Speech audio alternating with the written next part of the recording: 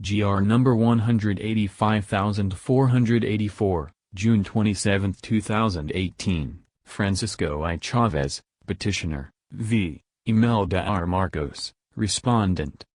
Philippine Supreme Court Decisions. 3rd Division. GR number 185484, June 27, 2018.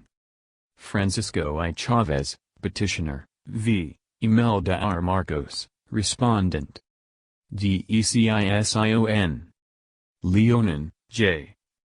This court will not require a judge to inhibit himself in the absence of clear and convincing evidence to overcome the presumption that he will dispense justice in accordance with law and evidence. 1. This court will also not allow itself to become an instrument to paper over fatal errors done by the petitioner and the prosecution in the lower court. This is a petition for review on certiorari, to assailing the Court of Appeals February 28, 2008 Decision 3 and November 24, 2008 Resolution 4 in CAGRSP number 98799, dismissing Francisco I. Chavez, petition for certiorari 5 and affirming the Regional Trial Court order, which denied the prosecution's motion for inhibition. 6. This case involves 33 consolidated criminal cases, namely, Criminal Case Nos. 91 101732 39, 91 101879 83, 91 101884 92, and 92 101959 69, 7 filed against Imelda R. Marcos, Imelda, among others, for violations of Section 4 of Central Bank Circular No. 960,8 in relation to Section 34 of Republic Act No. 265,9 or the Central Bank Act. 10. The information in Criminal Case No. 91 101732 read, in part, that from 1973 up to December 26, 1985, both dates inclusive, and for some time thereafter, the above-named accused, in conspiracy with her late husband, then-President Ferdinand E. Marcos, while both residing in Malacañang Palace in the city of Manila, Philippines, and within the jurisdiction of this honorable court, did then and there willfully, unlawfully and feloniously open and maintain foreign exchange accounts abroad, particularly in Banque de Paris et des Pays-Bas, also known as Banque Paribas, in Geneva, Switzerland, later transferred to another bank known as Lombard, ODR-ETC also in Geneva, in the names of several establishments organized by their dummy or attorney-in-fact identified as Stefan A. Catoy, among which were accounts 036517J, Establishment Bullseye, 037973R, Establishment Mabari, 038-150 liters, Establishment Gladiator, 038489Z, Establishment Volubilis, 32.529X, International Intelligence Fund, Praetorian created under the name Intelligence, Establishment Gardenia, Establishment Gladiator, Establishment Caesar, Establishment TSG, account numbers 230734H, 2298SC, 23285, 3652N. and 073043P in the name of accused who executed a power of attorney in favor of her husband on September 29, 1980, giving the latter the authority to do anything with respect to her accounts, which accounts were reduced to 5, namely, 036517J,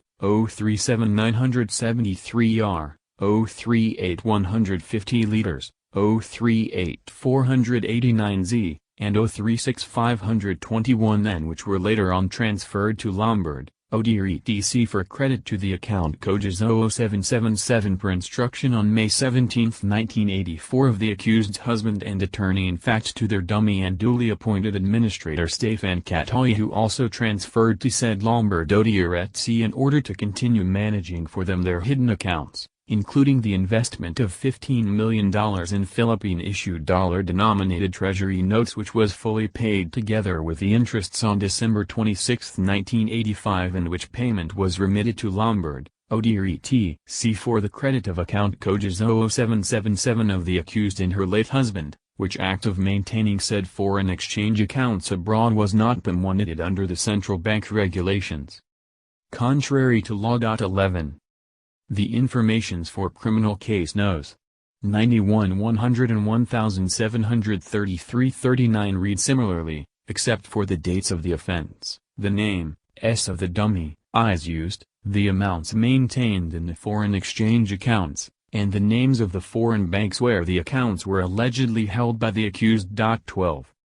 The information in criminal case number 91 101,888 read, in part, that from September 1, 1983 up to 1987, both dates inclusive, and for some time thereafter, both accused, conspiring and confederating with each other and with the late President Ferdinand E. Marcos, all residents of Manila, Philippines, and within the jurisdiction of this honorable court, did then and there willfully, unlawfully and feloniously fail to submit reports in the prescribed form and/or register with the Foreign Exchange Department of the Central Bank within 90 days from October 21, 1983 as required of them being residents habitually, customarily earning, acquiring or receiving foreign exchange from whatever source or from invisibles locally or from abroad, despite the fact they actually earned interests regularly every six months for the first 2 years and then quarterly thereafter for their investment of $50 million,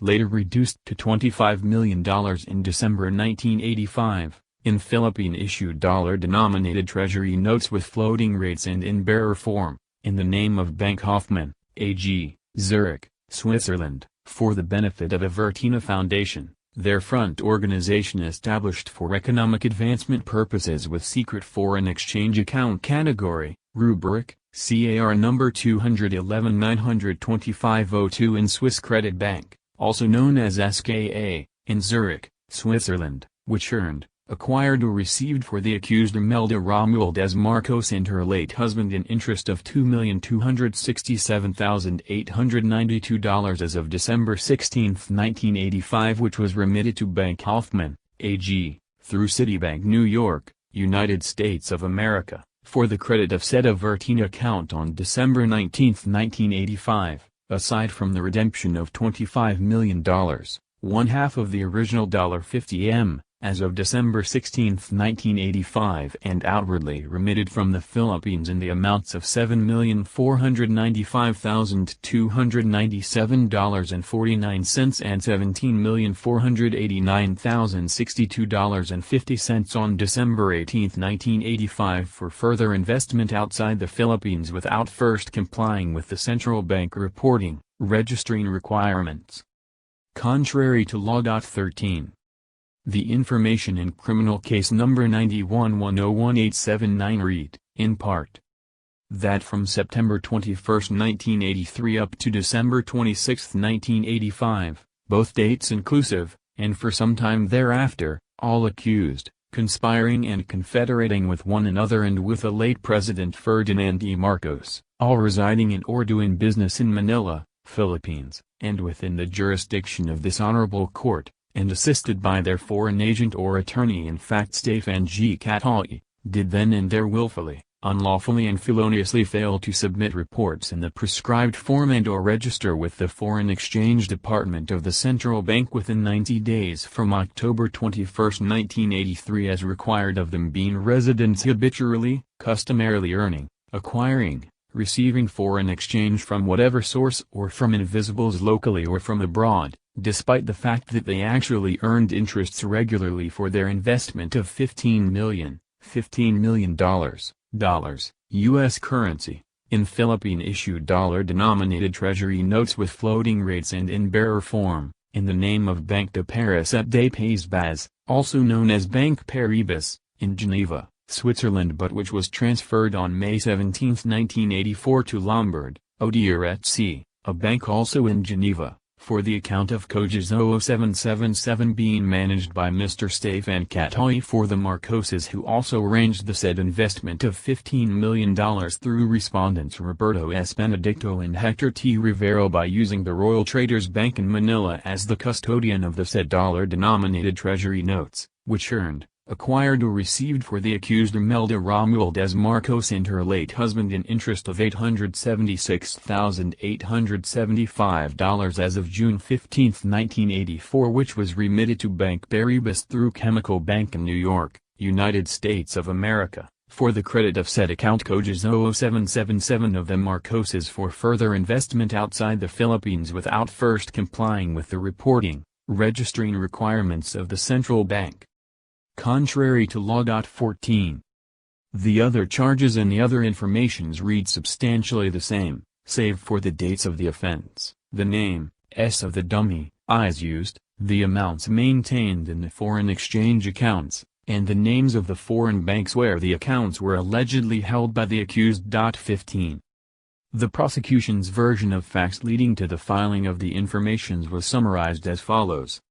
In September 1983, the Central Bank of the Philippines issued dollar-denominated treasury notes, $T notes for brevity, in the total amount of $125 million, U.S. currency. $75 million of these notes were purchased by 3 Swiss banks holding the hidden wealth of then-President Ferdinand D. Marcos and his wife Imelda Romualdez Marcos, the Marcoses, for brevity.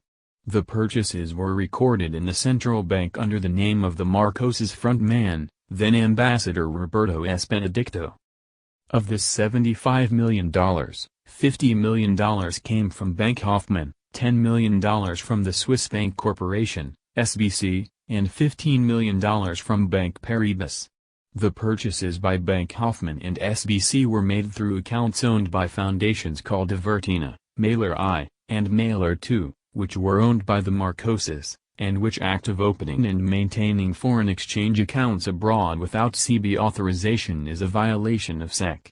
4 of the CB's foreign exchange restrictions as consolidated in 1983 in CB Circular No. 960. The purchase by Bank Paribas, later transferred to Lombard, Odierrez, was arranged by the Marcoses attorney-in-fact Stefan Catoy through Traders Royal Bank, TRB, which acted as custodian of the securities. The contact person at TRB was Hector T. Rivera, vice president of the bank's trust department. Avertina's $50 million investment earned an interest of $13,623,540.77 from 1983 to 1986. Mailer I and Mailer II's $10 million investment earned $3,369,479.18 in interest from 1984 to 1987, and Bank Paribas, Lombard Odierrez's $15 million investment earned $3,579,479.16 from 1984 to 1985. Total interest earned by the Marcoses out of the T notes amounted to $20,572,499.11 from 1984 to 1987. All of these interest, illegible, department in violation of Sec. 10 of CB Circular No. 960. The transactions came to light only after the so-called EDSA People Power Revolution in February 1986 when documents relating to the Marcoses Swiss bank accounts and T note purchases were found in Malacanang Palace after the Marcos family had fled. The Malacanang documents revealed that the Marcoses maintained a number of Swiss bank accounts, among them a. in Banque de Paris et des Pays Bas, also known as Bank Paribas, in Geneva, Switzerland, later transferred to another bank known as Lombard, Odierrez also in Geneva, in the names of several establishments organized by the Marcoses attorney-in-fact identified as Stefan A. Catoy. Account 036517J, Establishment Bullseye. Account 037973R, Establishment Mabari.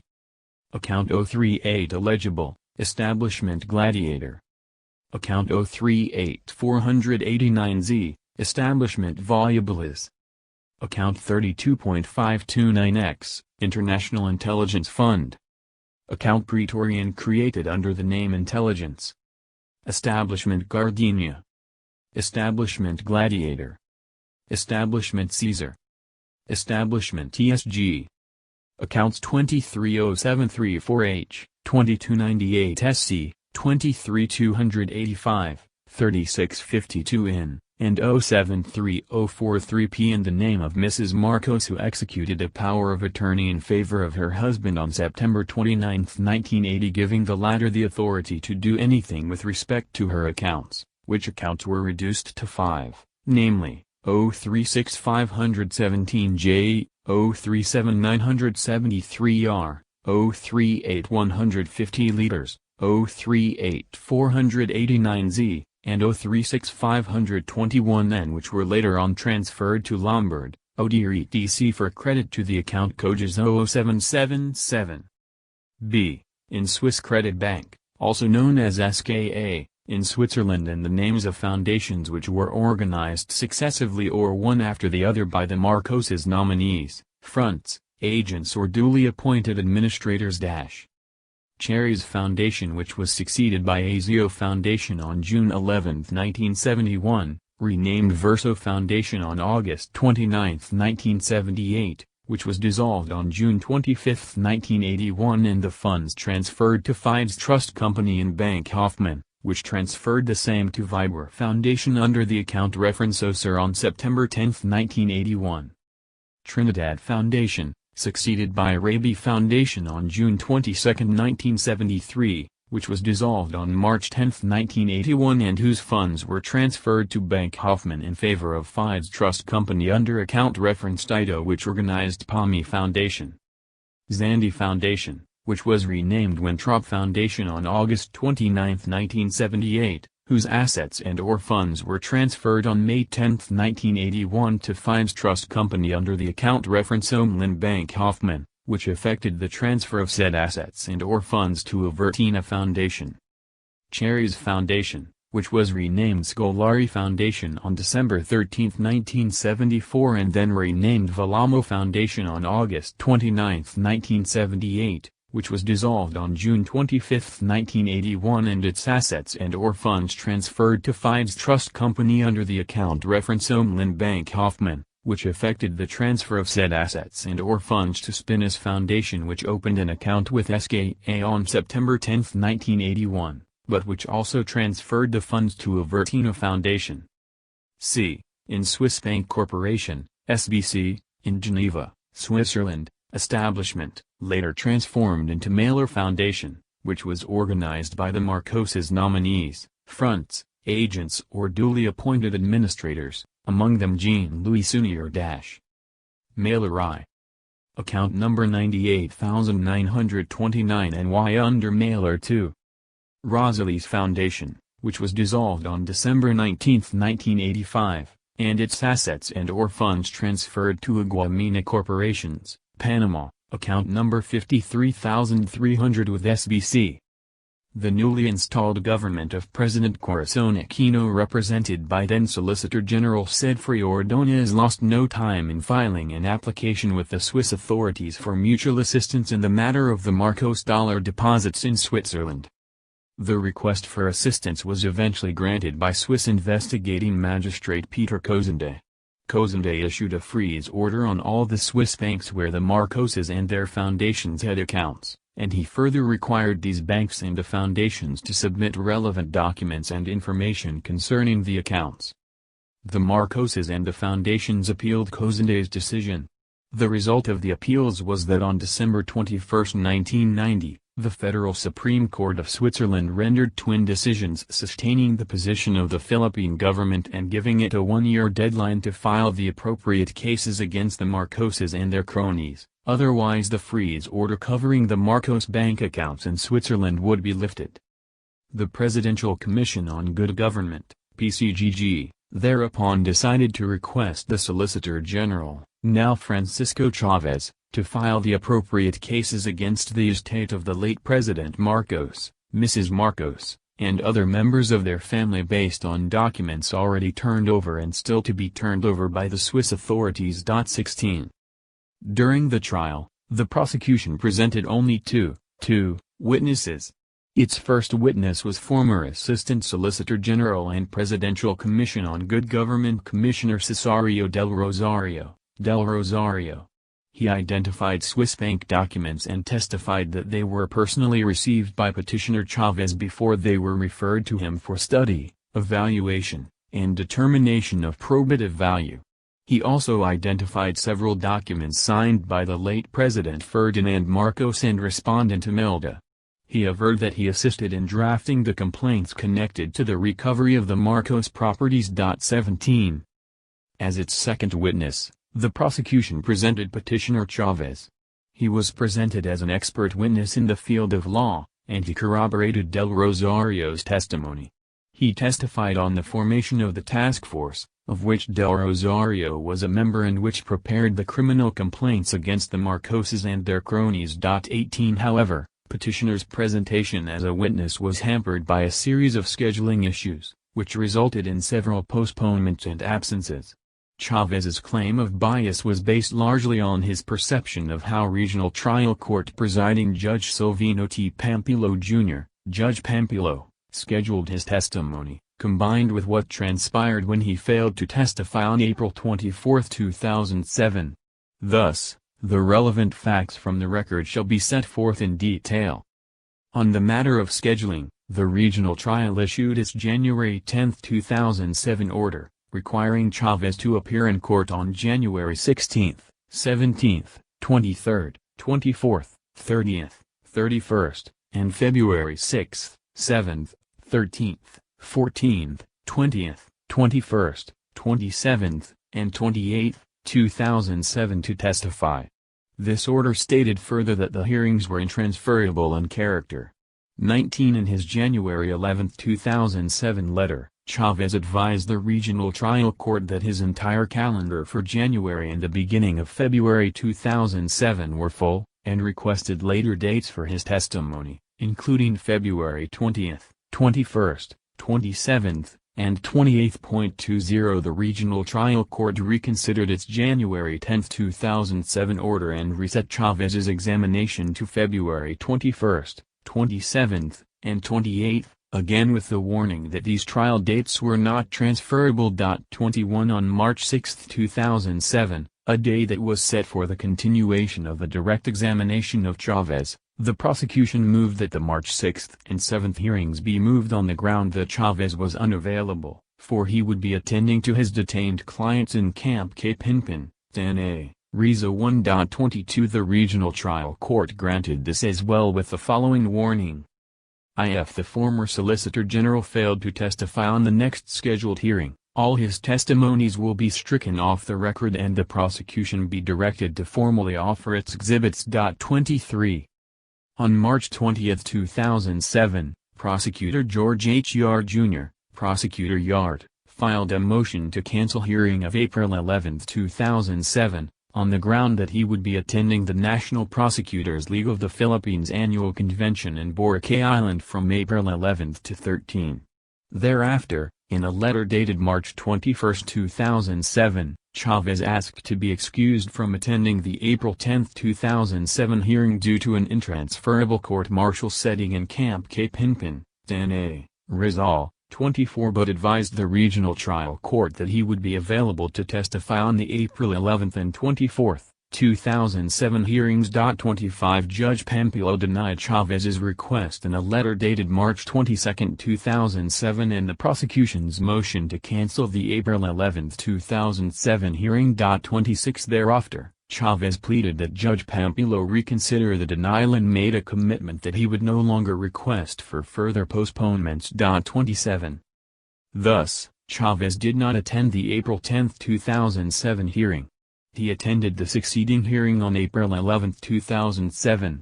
However, he was unable to testify as the documents he was supposed to identify were with Prosecutor Yart, who was attending the prosecutor's annual convention in Boracay. 28.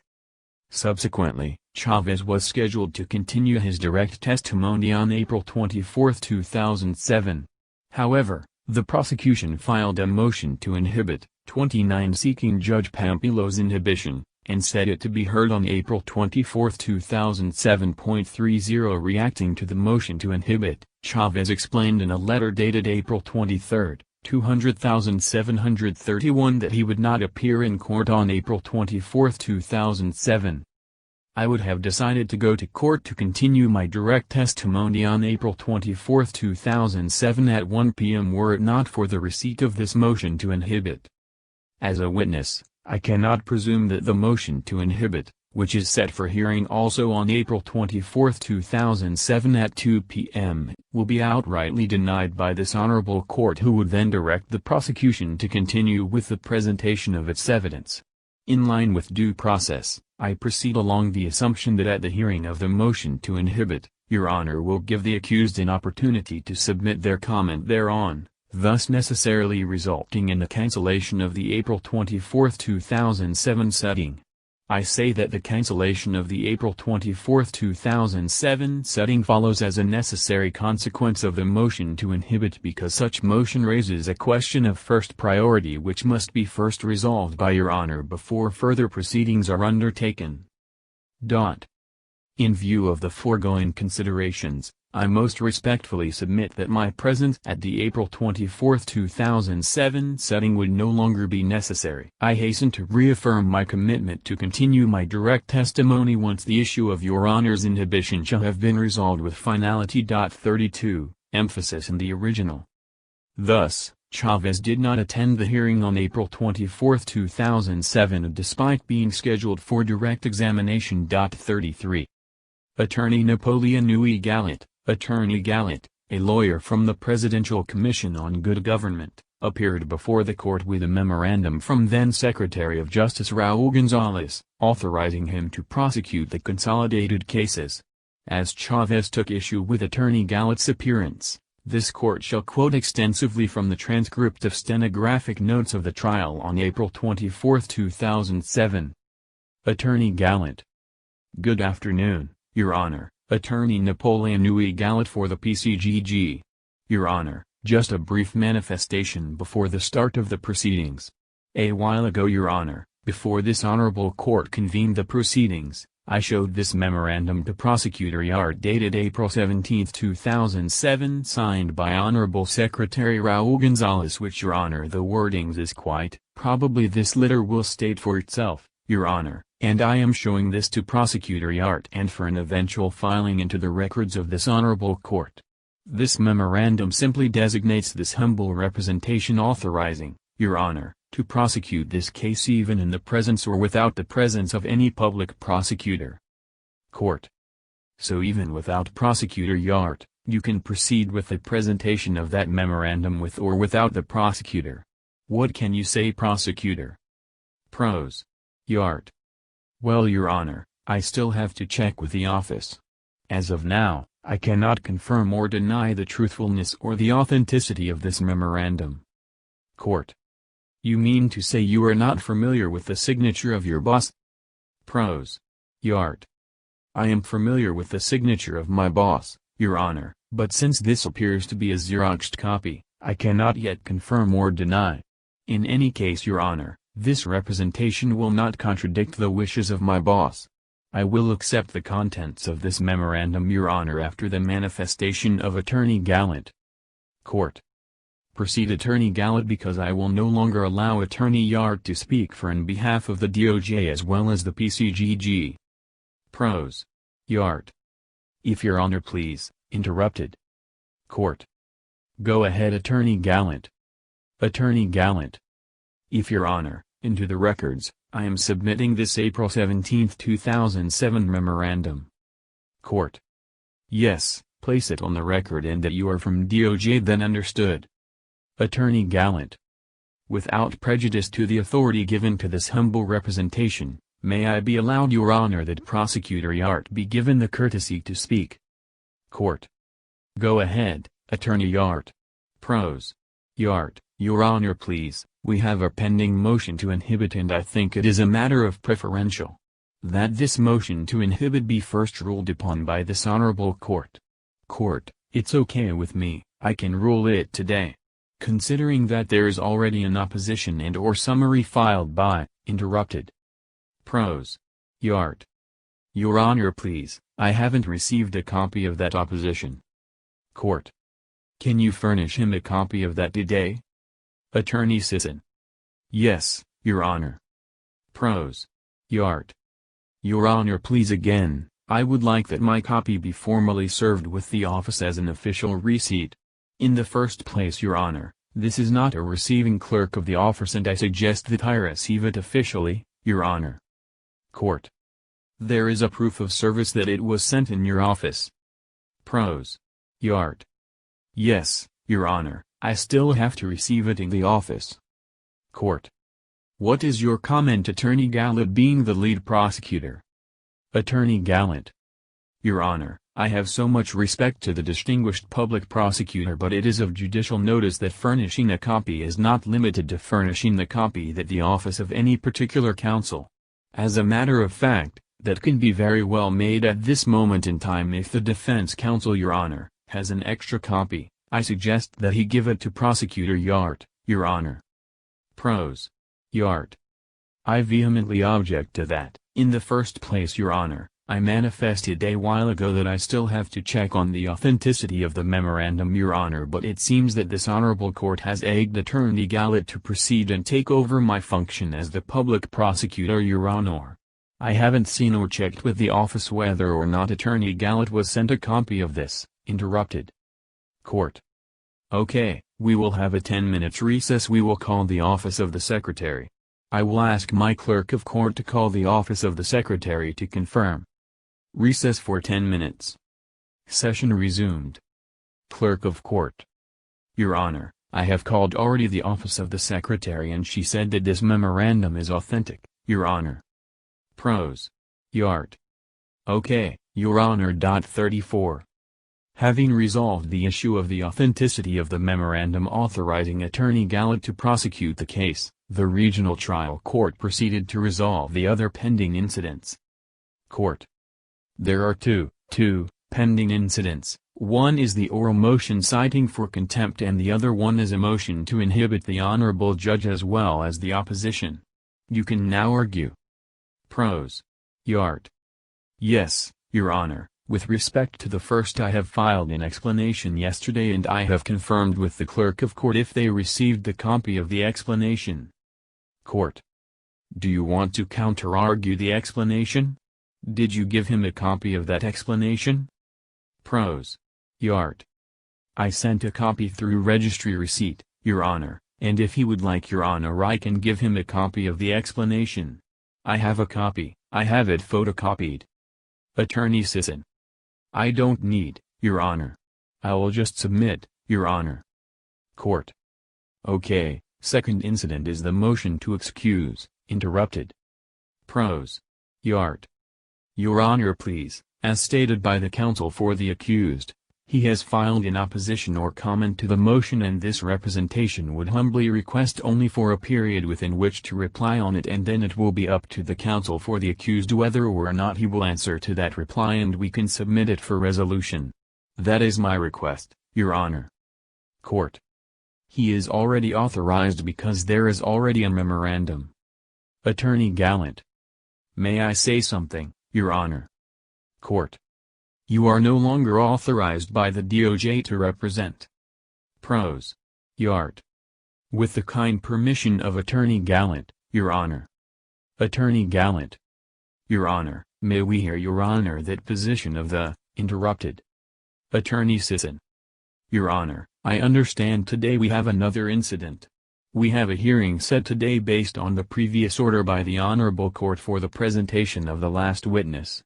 This is supposed to be the continuation of his direct testimony, Your Honor, and I recall the order of April 11 that today's hearing is intransferable and that was said in the presence of the distinguished witness, Your Honor, the former Solicitor General Frank Chavez. Court. Yes, I received a copy of the letter coming from the witness. You want to read it? Attorney Sisson. Your Honor, as I gathered from the record that there was no motion to reset the hearing set today, so I don't think the court should be bound by the letter of a witness because this is merely a request, but the order dated April 11 was very clear and intransferable, and that in the event the prosecution failed to present the said witness in today's hearing, Your Honor, the direct testimony of the said witness be stricken off the record. Now, insofar as the second incident, which is a motion to inhibit this honorable court, I also gathered from the motion that it was set for hearing today in order to allow the parties, the prosecution especially to err out or to further elaborate the allegations or averment in the said motion, Your Honor. This representation received only yesterday a copy of the said motion, and in this we managed to prepare an opposition and filed it early this morning, Your Honor. And in view of that, we are submitting that motion to inhibit together with our opposition thereto to the sound discretion of the Honorable Court. Court. How about you from the PCGG? Attorney Gallant. Your Honor, to Prosecutor Yart that he confirm the authority designation of this humble representation as authorized by the Honorable Justice Secretary. Now on the first incident with regards to the motion to cite for indirect contempt the good prosecutor Honorable Prosecutor George H. Yart, Your Honor, my proposition is this, Your Honor. I do believe that oral motion of Defense Counsel Attorney Roberto Sisson may be procedural. The said motion, Your Honor, by the express provision of Rule 71 should be filed separately and be properly. Indirect contempt proceedings should be filed in a separate petition, and I have come to the rescue, Your Honor, of good prosecutor Yart and so far concerned. Now on the second incident of the inhibition, the motion for inhibition is part of the proceedings, part of the prosecution of this particular case, and this representation having been so authorized by the Justice Secretary, Your Honor, I humbly submit that the same should also be addressed under my control and supervision. Earlier, giving courtesy to Prosecutor Yart, I requested this honorable court that he be allowed to be heard in so far as his position, but that suggestion is without prejudice to this humble representation whatever position I may have. Your Honor, in fairness to this honorable court, I may not take the stand by the public prosecutor considering the fact that I have read in this motion the grounds cited thereon.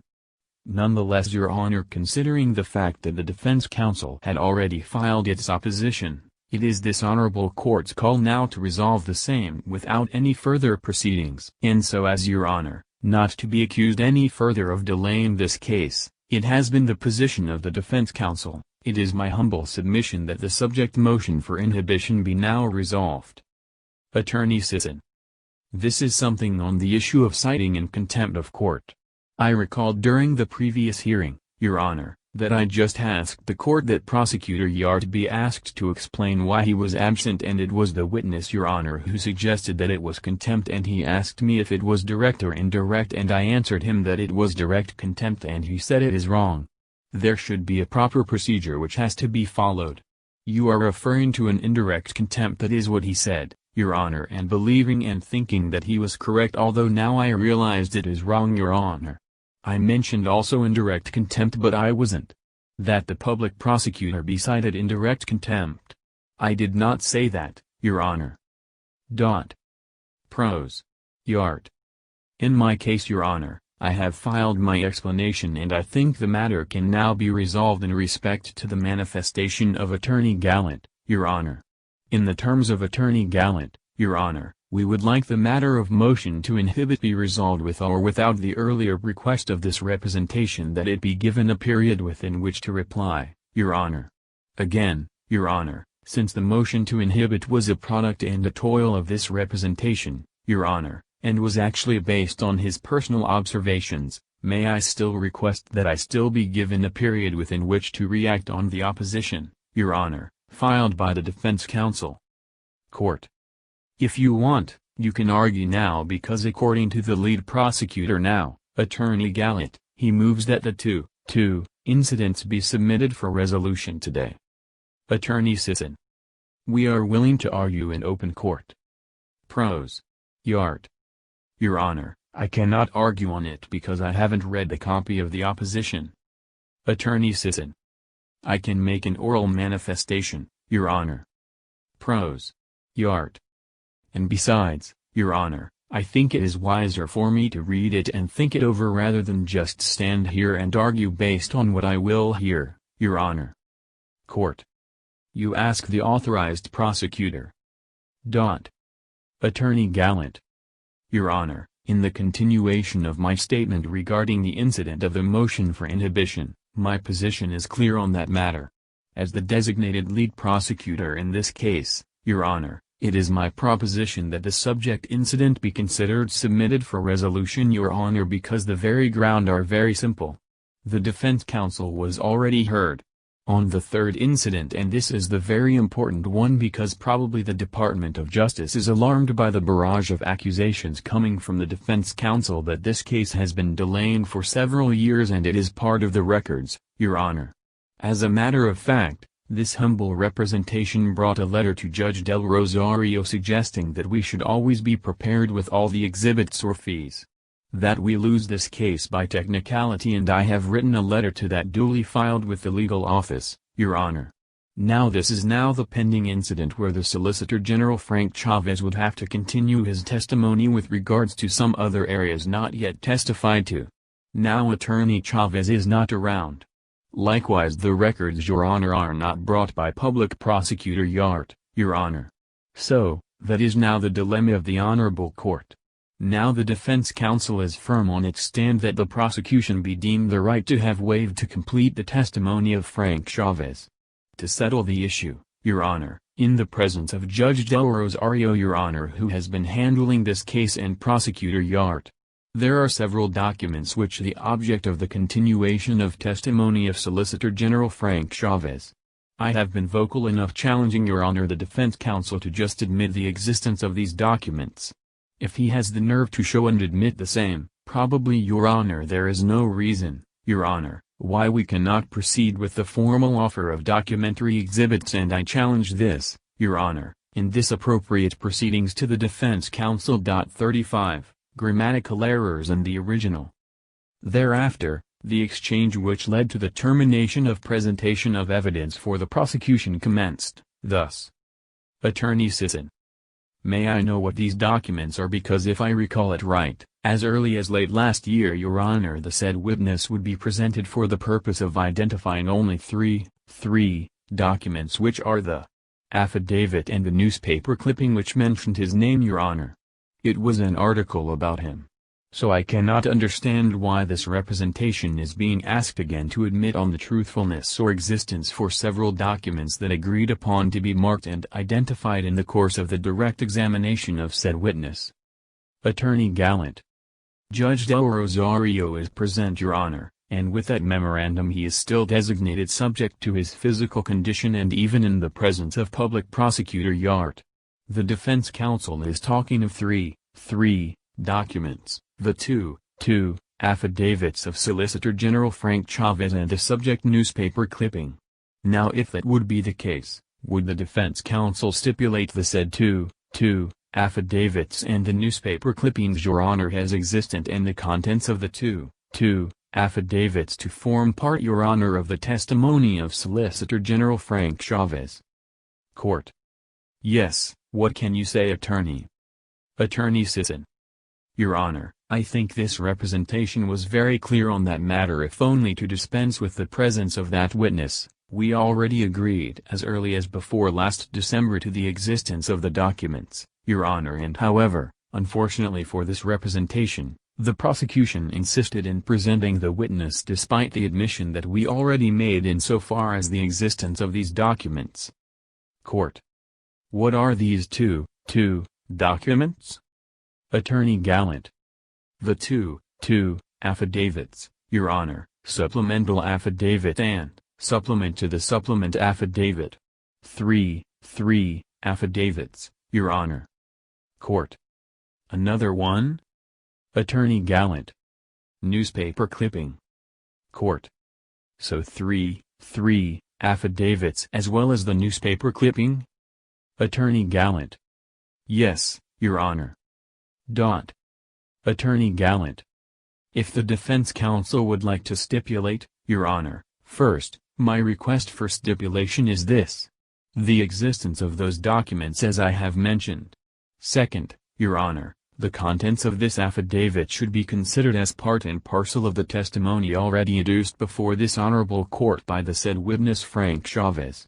If defense counsel would stipulate on that. Attorney Sisson: Yes, Your Honor, but not on the truthfulness of the contents. Only on the existence. Court: You will only stipulate on the existence of the three affidavits as well as the newspaper clipping? Attorney Sisson: Two affidavits, Your Honor. Pros. Yart.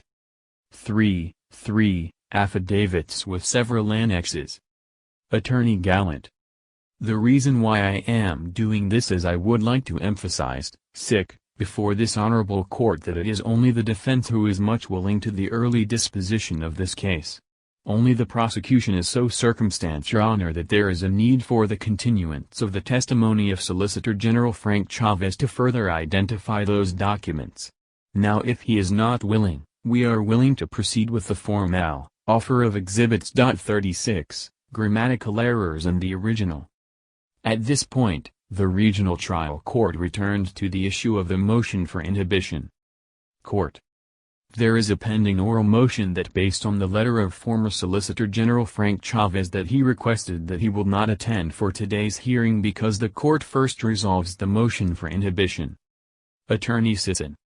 Yes, Your Honor, but I think the witness is too presumptuous that the motion will not be resolved today. May I say something, Your Honor, insofar as the motion to inhibit is concerned, because this representation would want to avert further delays in the administration of this case.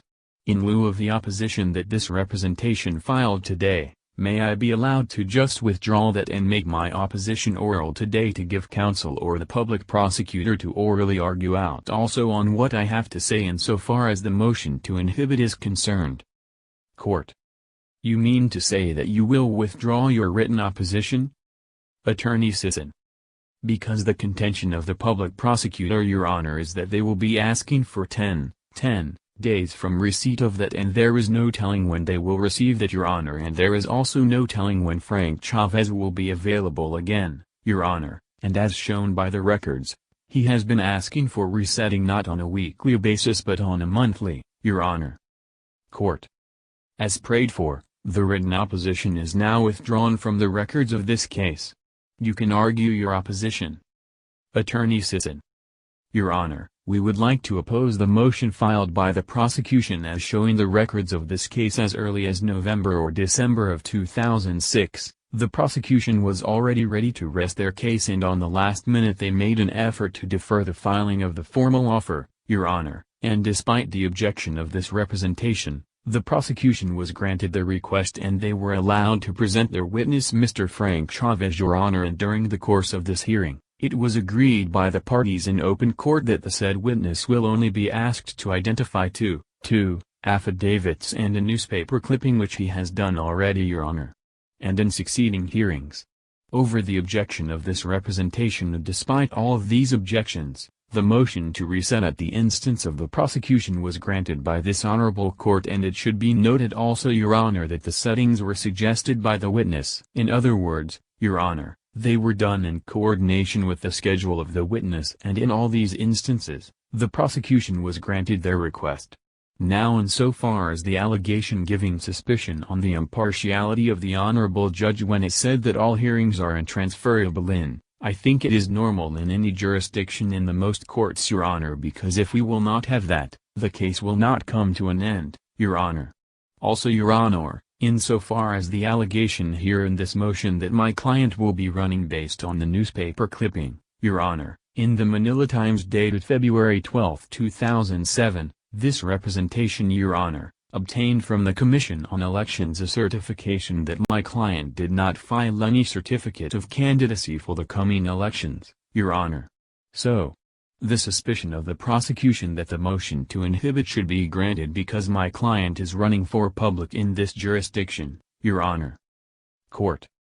Okay, you want to argue the comment, opposition on the motion to inhibit. Pros. Yart. Your Honor, everything has been fully ventilated with that motion. If Your Honor please, I have to fetch my daughter in Makati at 2:30 and it has now 2:30. May I be allowed to be excused, Your Honor? Attorney Gallant is here, I have to go to Makati to fetch my daughter. May I be allowed to be excused? Attorney Gallant. It is all right. Court. So what is now the pleasure of the counsels present? You want that the motion now submitted for resolution? Attorney Gallant. Submitted, Your Honor. Court. Order. As prayed for by both parties and after consideration of the written motion for inhibition as well as the oral comment, opposition thereto, This court resolves to deny the same, and considering that the judge has not manifested any partiality or exhibited bias in favor of the accused. Wherefore, the motion for inhibition is denied. So likewise the manifestation and explanation of Prosecutor Yart about the show cause order. This court is satisfied with the explanation of Prosecutor George Yart. So ordered. 37, grammatical errors in the original. Having resolved the motion for inhibition, the regional trial court continued to the next incident and the issue of Chavez's absence.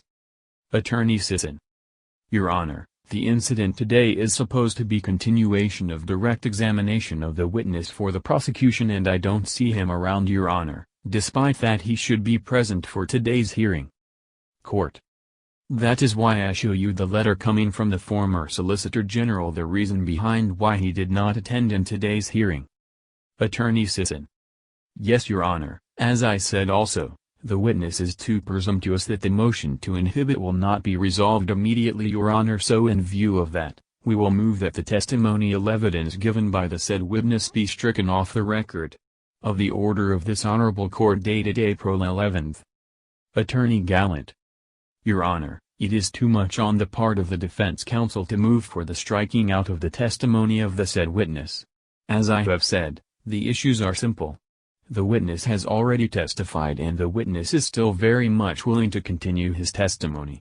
Your Honor, to continue testifying on those three affidavits with all those annexes, rather than strike the testimonies of the witness from the records of this case, which would amount, Your Honor, to issue of technicality not favored by jurisprudential authorities, I would like to challenge the defense counsel to allow us, Your Honor, to have those testimonies stay on the record and on the contents of those three affidavits as well as those annexes, at least as to the existence, Your Honor, and allow the prosecution to wind up, Your Honor, their evidence by filing the complete formal offer of exhibits. In that way, Your Honor, any technicality will be avoided.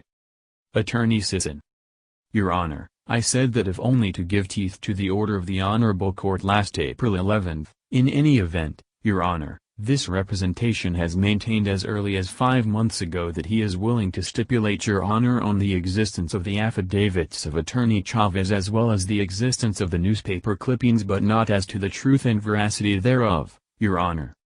Attorney Gallant: Including annexes of those three affidavits, I would like to call the attention of this honorable court that Prosecutor Soulet is around, and now if the position of the defense counsel would be to stipulate on the existence of these documents, then we will be willing enough to wind up our presentation of evidence and submit the formal offer of evidence.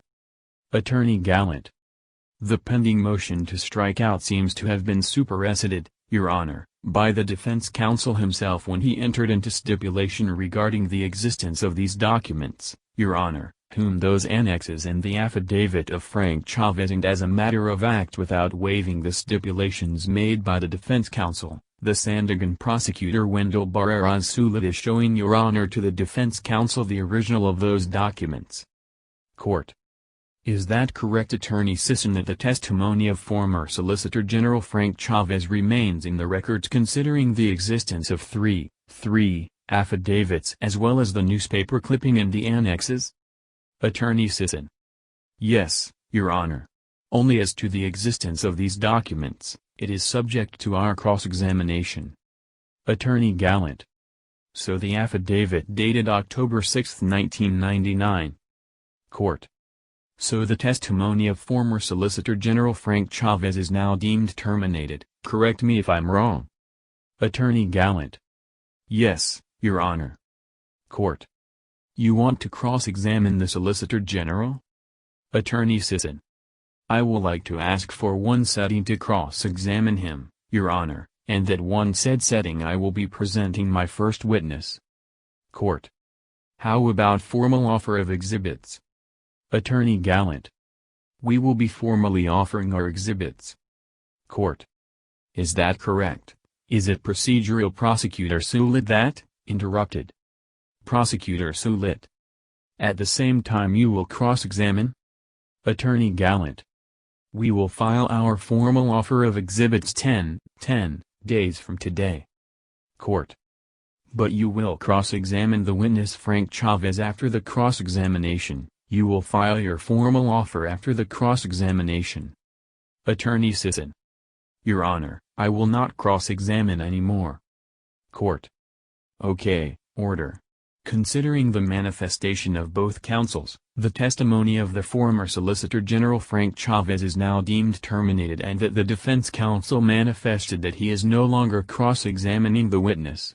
So ordered. 38. Thereafter, the formal offer of the prosecution was discussed.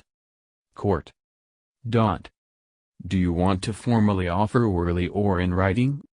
Attorney Gallant: I could not do that, Your Honor. Court: How many days, prosecutor? Pros. Sulit: Your Honor, I thought, Your Honor, that I am here for the comparison of the records and I brought with me the authenticated and may I show to the Honorable Court for the Honorable Court's appreciation of the originals of the annexes of Solicitor General Frank Chavez affidavit of October 9, 1999. Court: I will just delegate my clerk of court. Pros. Sulit: Yes, Your Honor, but I would wish that the Honorable Judge himself will go over a sample of the authenticated copies from our consulate in Bern, Switzerland. These documents, Your Honor, were released to us by the District Magistrate of Zurich, Peter Constanti, and the process is that he had these documents authenticated by their own judges and thereafter authenticated by our own consular, Officer Fapang Leonen Klinger in Bern, Switzerland. And afterwards, these documents were again sent to the Solicitor General Frank Chavez, who was then the Solicitor General who initiated these complaints via diplomatic vouch, Your Honor, through Ambassador Ascalon, who was then our ambassador in Switzerland. Court: Okay, noted. Pros. Sulit: The mark of authentications are all there, Your Honor. Attorney Gallant: May we put on the records, Your Honor, that the Honorable Court was handed by Prosecutor Wendell an original of the said document. Court: Okay. Pros. Sulit: Your Honor, we have several of those documents all made attachments to the affidavit of former Solicitor General Frank Chavez, which I believe he has testified already and identified in the course of his direct testimony in your previous trial. We are now in the process of comparing these documents, Your Honor, in the presence of the defense counsel. Court: Can you make a manifestation whether or not faithful reproduction of the original? Pros. Sulit: Yes, Your Honor, we are now in Exhibit G. Court: So what is your manifestation, Attorney Sisson? Attorney Sisson: Well, insofar as Exhibits A, F and submarkings are concerned, Your Honor, they appear to be faithful reproduction of the documents identified by the witness. Attorney Sisson: Exhibit I and H earlier identified by the witness are faithful reproduction of the original kept by Prosecutor Sulit. However, Your Honor, I would like to make an additional manifestation that the translations attached to the originals are unofficial, borne by the very documents, Your Honor, which I quote: unofficial translation by M. R. Aguinaldo, Pros. Sulit: May I be allowed to speak, Your Honor? Court: Yes, go ahead. Pros. Sulit: As explained to me by Attorney Chavez, at the time that they were crafting these complaints against the Marcoses, there were documents in the foreign languages like French, German and Swiss documents that need to be translated into English, and they form a task force among those, and I think two of the ladies, or maybe four of them, came from the Department of Foreign Affairs, and they were the official translators, and so they did the unofficial, although it is called their unofficial translations. We made it, included them to form part of the record for our clearer understanding of the foreign document. Court: I will note your manifestation, Prosecutor Sulit. Attorney Sisson: Can we make an understanding with the prosecution, Your Honor, that the translators are the translators designated by the prosecution alone? Pros. Sulit: By the Department of Justice. Judge Del Rosario is here, he would know, Your Honor, because he was part of the task force among those. Court: Department of Justice or Department of Foreign Affairs? Judge Del Rosario: Department of Foreign Affairs. Attorney Sisson: without the participation of the accused, Your Honor. Court. I will note your manifestation. Attorney Sisson. Thank you, Your Honor. The document identified as Exhibit J by the witness in his affidavit is a faithful reproduction of the original, which is with Prosecutor Soulet, and I make the same manifestation insofar as the translation is concerned that it was cloned in the instance of the prosecution, Your Honor, without the participation of the accused. Attorney Soulet. I think there is no translation here, Your Honor. This is an original document. Your Honor, this was signed by Martin Grossman in English language this time. Attorney Sisson. Yes, Your Honor, I stand corrected, Your Honor, but I would like to manifest that this certificate of authenticity marked as Exhibit J2 is also a photocopy. Attorney Soulet. A photocopy certified true by the Presidential Commission on Good Government. This is a certified true copy, and duplicate photocopy are faithful reproduction of the documents on file with the PCGG under the custodian Lord Magno, Your Honor. Attorney Sisson. Without indicating that this was derived out of an original copy that is kept with the PCGG. Court. I will note both manifestations. Next exhibit. Attorney Sisson. I would like to manifest, Your Honor, that these documents identified by the witness marked as Exhibit KQ are faithful reproduction of the photocopies brought along by Prosecutor Soulet. In other words, Your Honor, these documents are also photocopied, Your Honor. Attorney Gallant. This are certified true copy by the PCGG office, Your Honor. Attorney Sisson. Yes, Your Honor, but I don't think the witness was ever presented. Court. Anyway, I will note both manifestations made by Prosecutor Soulet, Attorney Gallant and Attorney Sisson. Attorney Gallant. Your Honor, we hereby manifest that the custodian of subject document in the person of Lord Magno will be available in these coming days to present the original of these documents from which source the said documents were certified. Court. Okay, noted. Attorney Sisson. Is counsel telling this representation that they have the original of Exhibit Q6? Pros. Soulet.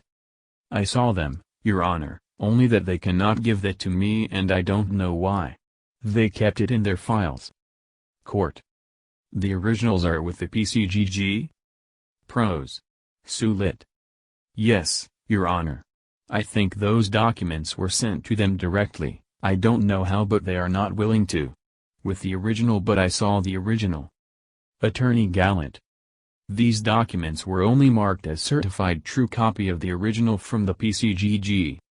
Attorney Sisson. Anyway, I would like to manifest that I think the parties should not lost track of the fact that this is a case of dollar salting, Your Honor. Off the record 39, grammatical errors in the original. The parties then proceeded to the comparison of the exhibits intended to prove the existence of the foundations, the names of which were used to create the bank accounts. Attorney Soulet. We are now going to the documents that will prove the existence of the foundations, Trinidad, Palmy, Mailer, Raby, and any other documents. Court. Next exhibit. Attorney Sisson. Exhibit R. The documents presented by the prosecution except that Exhibit R is concerned, the best document is a certified true copy correct photocopy of the document on file which does not say if it is original or not. Pros. Soulet.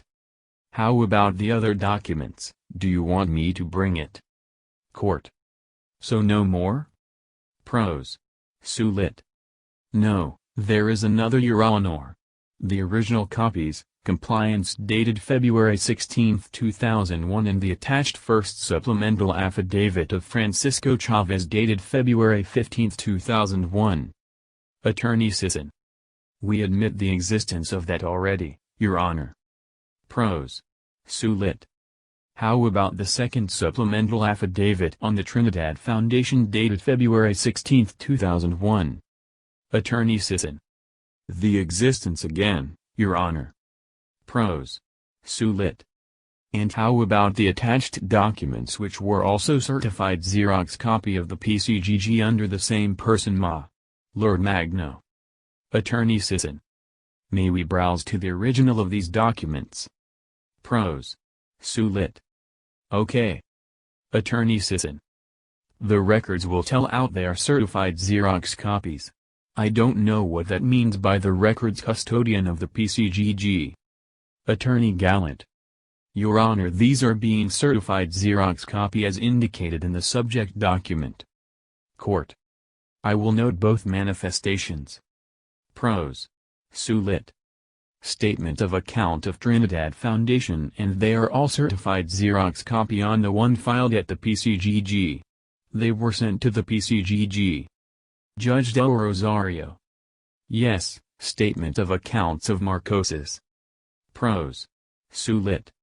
We are willing to stipulate that the existence of the annexes of the supplemental affidavit of the witnesses, Your Honor, existence as contained part of the annexes of the supplemental affidavit. Attorney Gallant. Your Honor, we would like to put it on record that the document bears the stamp of certified Xerox copy and under the name of Ma. Lord Magno of the PCGG, Your Honor. Court. Noted. Pros. Sue lit. And there are document number.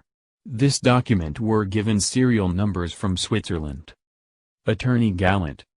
Trinidad Foundation 010101. Pros. Sue lit. Those are the control number when they were sent to the Philippines. Attorney Gallant. Second Supplemental Affidavit of February 16, 2001. Pros. Sue lit. We stipulate that they do exist as part of the annex of the Second Supplemental Affidavit of Frank Chavez. Court. Noted. So how many days you will formally offer your exhibits? Attorney Gallant. Considering Your Honor the predicament that the records are still with the DOJ, the original 10 days is allocated to the prosecution. May we ask that we be given additional 5 days to make a total of 15 days. Court. No objection? Attorney Sisson. We leave it to the sound discretion of the Honorable Court. Court. 15 days from today to formally offer your exhibits. How many days to file your comment? You want it orally or written? Attorney Sisson. I will just ask for 2 days to file your written comment. Opposition. Attorney Gallant. I undertake to furnish the defense counsel on a personal basis. Court. I will now set the case for initial presentation of defense evidence. Can you set it on several dates? Attorney Gallant. Yes, Your Honor. 40, grammatical errors in the original. After the April 24, 2007 hearing, Chavez filed a petition for certiorari, prohibition, and mandamus 41 dated May 3, 2007 with the Court of Appeals, docketed as CAGR number 98799, praying that the Court of Appeals declare null and void Judge Pampilo's order in open court denying the motion to inhibit. Chavez also asked that the Court of Appeals issue a temporary restraining order or a writ of preliminary injunction, ex parte, and that it enjoin Judge Pampilo from further proceeding with, hearing, and deciding the criminal cases against Timelda. Finally, he prayed that Judge Pampilo be mandated to inhibit himself in the criminal cases against Timelda. 42. In its May 22, 2007 resolution, the Court of Appeals granted the prayer for the issuance of a writ of preliminary injunction. 43. The Court of Appeals resolved the petition in its February 28, 2008 decision 44 and denied Chavez's petition for certiorari, on the basis that Judge Pampilo's alleged bias was not sufficiently substantiated. It found that none of the grounds for mandatory inhibition of Judge Pampilo was present in this case. Further, there was insufficient showing of bias to substantiate Chavez's claim of bias on the part of Judge Pampilo. The Court of Appeals found that the prosecution's own acts delayed its presentation of evidence and that the prosecution had been granted a six-month extension to complete its presentation of evidence. Thus, the Court of Appeals ratiocinated that there was no undue haste on the part of Judge Pampilo when he ordered that the prosecution rest its case. It further found that the claims of prejudice against Prosecutor Yart were likewise unsubstantiated. 45. The dispositive portion of the Court of Appeals February 28, 2008 decision read: Wherefore, In view of the foregoing, the petition for certiorari is hereby dismissed. 46. Thus, on March 10, 2008-47, the Regional Trial Court rendered its May 28, 2007 decision, acquitting accused Imelda and Hector T. Rivera on the ground of reasonable doubt. It found the prosecution evidence wanting and did not mince words in describing the various failures of the prosecution. It noted that only two witnesses were presented and that the prosecution's evidence was based on hearsay. 48 It found that the prosecution's case was anchored on documents secured from the Swiss authorities, but that the only witness presented to identify the documents was former Assistant Solicitor General and Presidential Commission on Good Government Commissioner Del Rosario. 49 It quoted the transcript of stenographic notes to illustrate that Del Rosario had no personal knowledge about the documents which he testified on. Attorney Sisson. Q. Now, Mr. Witness, the documents that you attached in your main affidavit and supplemental affidavits, may I know where you obtained these documents? All of them, Mr. Witness? A. Well, I obtained them from the PCGG and the OSG. Q. Did you come to know where the PCGG or the OSG derived these documents? A. It came from the Switzerland. All these documents, Swiss bank documents. Q. So in other words, Mr. Witness, all of the documents which you identified in the proceedings in this case were derived from Switzerland? A. Yes, sir. Q. There is not any document that you identified that was derived from any other source, Mr. Witness? A. Yes, sir. Point 50. Grammatical errors in the original. The Regional Trial Court faulted the prosecution's reliance on hearsay testimony. It held, to give weight to hearsay testimony gravely violates the constitutional right of the accused to meet the witnesses face to face and to subject the source of the information to the rigid test of cross-examination, which is the only effective means to test their truthfulness, memory, and intelligence. Furthermore, the prosecution in this case presented as evidence voluminous documents purporting to be authentic records of the Marcos accounts in Swiss banks, yet not one of the bank officers who had personal knowledge of said accounts was ever presented in court to identify the documents and attest to the veracity of their contents. Even assuming that the said bank officers could not possibly make the trip to the Philippines, there was no reason why their testimonies could not have been taken in Switzerland by deposition. Del Rosario himself admitted during the course of his testimony in these cases that he was authorized to take depositions of witnesses, and again the court quotes from the stenographic notes. ACSP Mariano. Q. Judge, you stated in your previous statement that you are now special counsel or legal consultant of PCGG. What are your main functions as such special counsel or legal consultant? Del Rosario. A. My special function as consultant of PCGG, I am tasked to assist in the prosecution of all criminal cases against Mrs. Imelda Marcos, all in the Regional Trial Court and in the San Digan Bayan, and I am also tasked to take depositions of witnesses, rather evaluate additional evidence for the purpose of effectively prosecuting these cases against Mrs. Marcos. During the course of the trial in these cases, Del Rosario revealed that he had been to Switzerland in connection with his investigation of these cases, and that sometimes he went alone and at other times he went with Solicitor General Chavez, which this court takes to mean that he, Del Rosario, had been to Switzerland many times. Yet he never bothered to communicate with, let alone take depositions, of the bank officers who could have identified the Swiss bank documents presented by the prosecution as evidence in these cases. Even assuming that Del Rosario was too busy with his investigative functions that he simply did not have time to take depositions, there were other persons available in Switzerland who could have legally taken such depositions if only Solicitor General Chavez, or any of his agents like Del Rosario, had the foresight and the good sense to request it. 51. The Regional Trial Court named several witnesses that the prosecution should have presented. Peter Kuzndy, the magistrate who examined the bank documents. Dr. Theoberta of Zurich, who, according to Del Rosario, was instructed by the Marcoses to arrange for a lawyer in Liechtenstein to create a Zio Foundation. The alleged Marcos trustees in Switzerland, Mr. C. Walter Fessler, Kuznets Soviron Jr., Mr. Ernest Skeller, and Dr. Helmut Merlin. Martin Grossman, who signed the Certificate of Authentication of Business Records. 52. The regional trial court noted that the prosecution repeatedly asked Del Rosario to identify signatures that he was not competent to identify.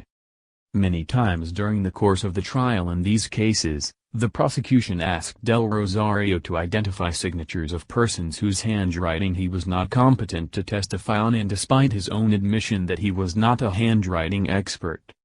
And again, the court quotes from its own stenographic records. TSN, June 10, 2003, page 1719. State Prosecutor. Q. Now on page 2 of this Exhibit X appears a legible signature of Imelda Romualdez Marcos. In the course of your investigation, were you able to determine the person who affixed that signature? Del Rosario. A. Yes, Your Honor, I found out after investigation that this contract really signed by Imelda Romualdez Marcos, this belongs to her, this contract opening of account in Swiss Credit Bank. Q. Do you know who this Imelda Marcos referred to in that document? Attorney Parangao. Excuse me, Your Honor, may we be allowed to see the document first?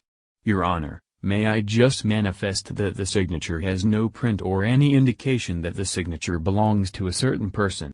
It is just a signature which, if reads Imelda Romualdez Marcos, but there is no indication whose signature this is. Court, no printed name. Attorney Parangao. Yes, Your Honor. And in another instance. SP Cartas. Q. Now on the lower right-hand margin of page 2 of Exhibit W appear a signature below the printed word "the depositor." In the course of your investigation, were you able to identify or know the signature affixed in this document below the printed words "the depositor"?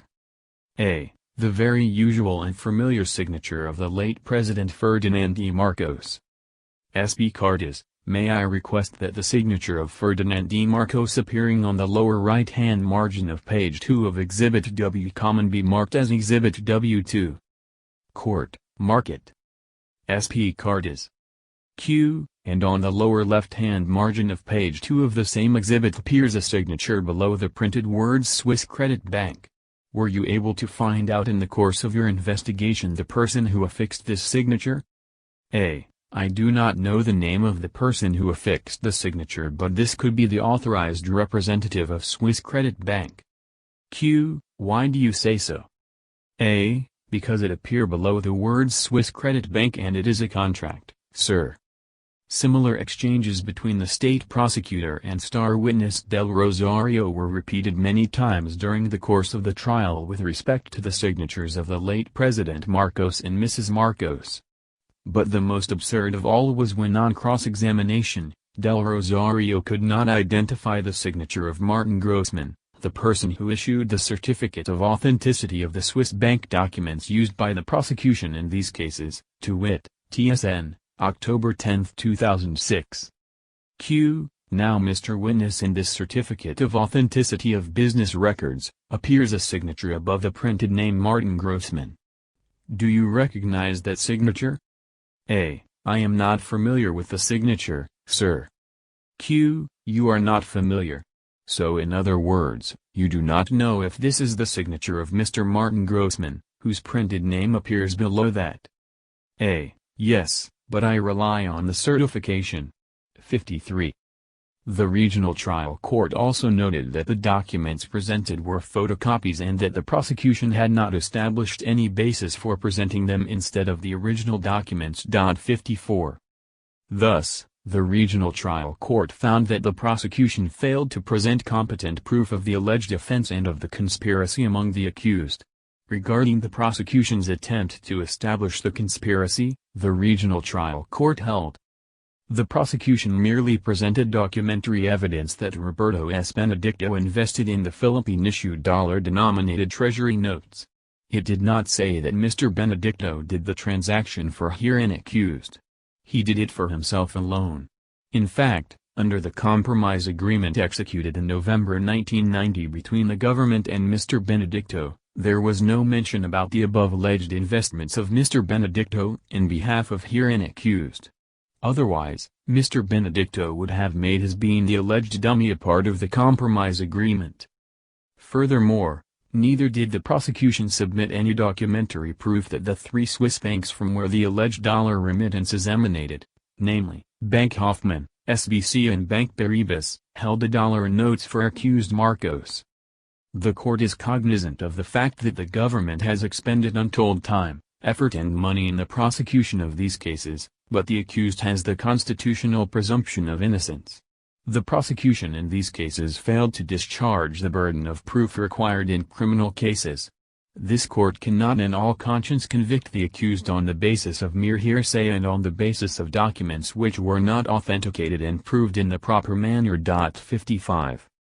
The dispositive portion of the regional trial court decision read: Wherefore, foregoing premises considered and pursuant to applicable jurisprudence and law on the matter, the accused Imelda Romualdez Marcos and Hector T. Rivera are hereby acquitted on the ground of reasonable doubt. 56. Chavez filed a motion for reconsideration. 57 of the Court of Appeals February 28, 2008 decision. As the regional trial court decision was promulgated soon thereafter, on March 10, 2008, 58 and within Chavez's period for filing a motion for reconsideration with the Court of Appeals, Chavez included in his motion a prayer for nullification of the regional trial court's judgment of acquittal. In support of this prayer, Chavez argued that the acquittal was in violation of the Court of Appeals injunction, pointing out that the injunction dated July 20, 2007 stated that it would subsist pending final resolution of the present petition or unless a contrary order is hereafter issued by this court.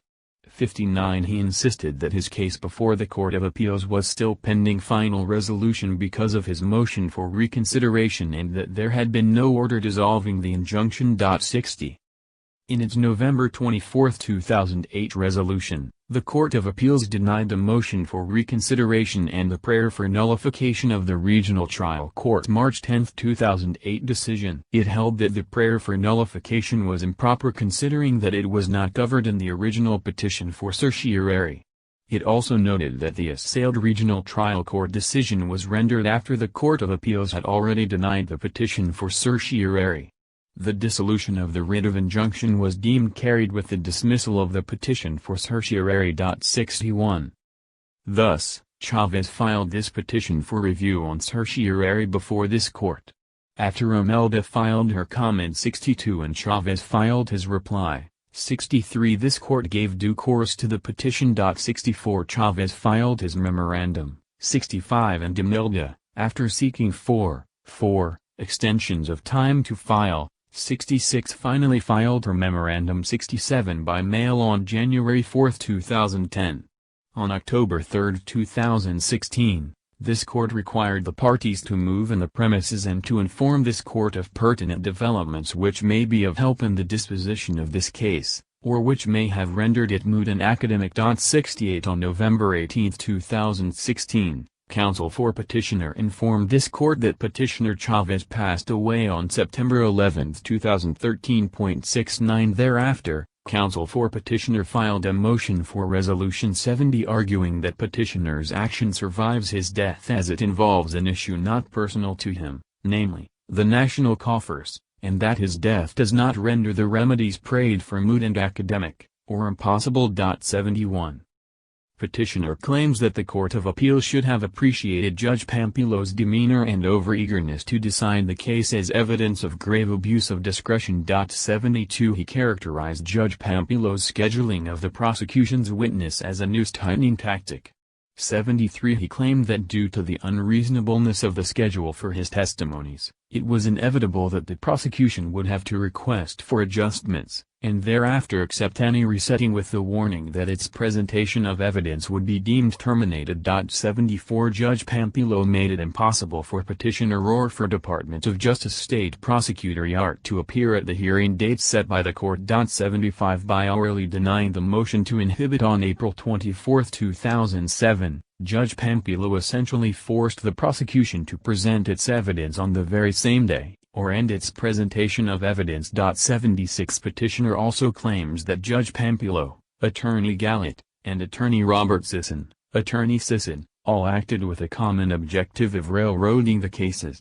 He insists that this common objective is evident from what transpired on April 24, 2007. 77 In particular, Petitioner points out the fact that Judge Pampillo interpreted the Department of Justice memorandum dated April 17, 2007 as designating Attorney Gallant as the lead prosecutor and refused to allow Prosecutor Yard to argue as the lead prosecutor. This is despite the fact that the Department of Justice memorandum did not designate Attorney Gallant as the lead prosecutor or exclude Prosecutor Yard from arguing before the court. Petitioner alleges that the Department of Justice memorandum stated, A. Directive is hereby made authorizing and/or designating PCGG Special Counsel, Attorney Napoleon Louis Gallant with or without the presence of any public prosecutors to prosecute the above referred cases. 78. Petitioner maintains that it was revealing that Judge Pampillo swept aside the arguments of Prosecutor Yard. 79 He also faulted Judge Pampillo for orally deciding the motion to inhibit, 80 averring that it was hastily done. 81 He believes that Attorney Gallant acted as if he were Prosecutor Yard's adversary instead of a fellow prosecutor. 82 And that because of this concerted action among Judge Pampillo, Attorney Sisson, and Attorney Gallant, Prosecutor Yard had to walk out of the hearing. 83.